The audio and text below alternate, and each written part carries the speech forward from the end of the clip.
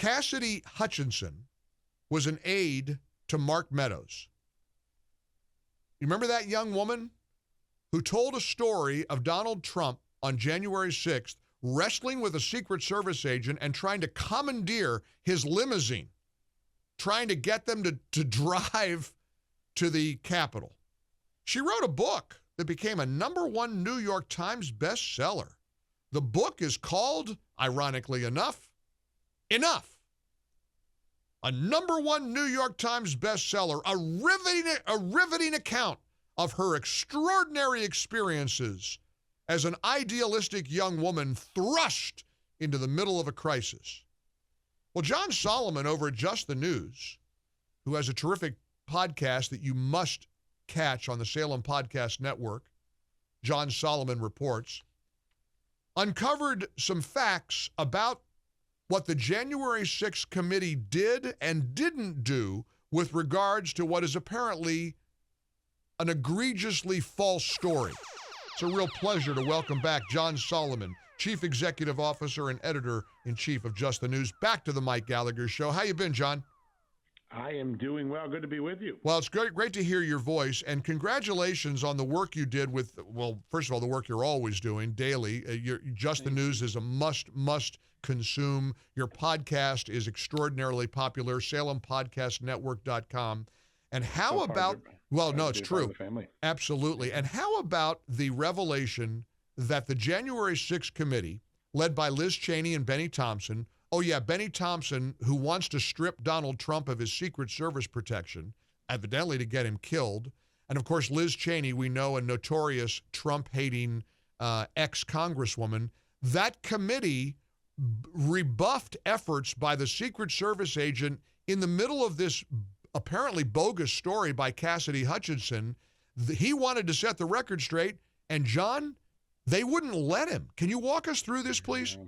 It's so important. First off, it's important to remember that Cassidy Hutchinson, when she riveted the nation in this nationally televised June 2022 hearing, 6 months before the midterm elections where Democrats were trying to hold their majority in Congress, was really the REO Speedwagon witness. I heard it from a friend, who heard it from another friend, who heard it from another friend. She had no firsthand knowledge of the alleged incident in the presidential limo where she claims the president was so mad he tried to commandeer the presidential limo, tackle his big, tough Secret Service agents, and force them to go to the Capitol. What's most remarkable is at the moment that she gave that testimony, the committee had not made an effort to ascertain whether people who were in a first-hand position to know actually believed that happened or thought it happened or witnessed it to happen. And a few weeks later, the driver of that vehicle, realizing that the American public has been deceived by an official body of Congress, began reaching out saying, I'd like to testify. Cassidy Hutchinson's story is not true. He approaches the committee, the Liz Cheney, Benny Thompson committee, in July. He does it again in August of 22. He does it again in September 2022, and he gets crickets. He doesn't finally get his chance to tell the story and to tell the committee that what happened in the presidential limo doesn't represent anything like what Cassidy Hutchinson said in November 7th, the day before the midterm elections, which means it wasn't going to become public for the American voters. Voters would go to the polls still believing that maybe what Cassidy Hutchinson said was true. The committee has this transcript. It still doesn't make it public. It hides it for 2 years until Congressman Barry Loudermilk, the chairman of the House Administration's Oversight Subcommittee, the new January 6th investigation committee, fights to get it. He finally gets it. He makes it public. I see it. I know what it says now. And you realize that both Liz Cheney and Benny Thompson were party to a clear effort to deceive the American people. Let a hearsay witness tell a story, and then keep the American public from knowing what the first-hand witnesses knew, because those witnesses were disputing the third-hand witness's account. I mean, it's sickening. It's so they knew, and if they would have allowed him to tell his story and tell the truth and set the record straight, it would have been debunked. But they couldn't afford that, John. They had a good narrative going. I mean, we're right now witnessing the Hunter Biden laptop scandal. I mean, for years they told us that laptop didn't exist. Well, there's a 20-minute montage that I reviewed this morning media outlet after media outlet discrediting the very existence of the Hunter Biden laptop. John, this is why Just the News and the work you do is so crucial, because it's no mystery why we don't trust them. They lie, and then you've got institutional politicians like Liz Cheney and Benny Thompson who are unwilling to give the truth and to share and to set the record straight, because it would have helped Donald Trump. And John, they can't afford to let that happen. Yeah, there's a direct line between Fusion GPS, Christopher Steele, and the Russia collusion story of 2016 and Adam Schiff's 3-year shenanigan, and what Benny Thompson and Liz Cheney allowed to happen on January 6th. And in between those 2 points, there's a lot of other great examples. I think people will realize soon from all the work we've done that a lot of the impeachment testimony from the 29 Ukraine impeachment story wasn't true. We know the letter from the 52 security experts. There has been an 8-year war on truth in America, waged by Democrats and then their allies in the legacy media to deceive the American public so that the American public won't support Donald Trump. They did it with Russia collusion. They did it with Ukraine impeachment. They did it with the laptop. They did it with the January 6th committee. Americans just want the facts. They're smart enough to make their own mind up. The Democrats don't seem to want to trust the American people with the facts, and so they hijack the facts. They use the art of omission. They use the skills of that we developed in our intelligence agencies to create false realities. You know, there's things called psyops.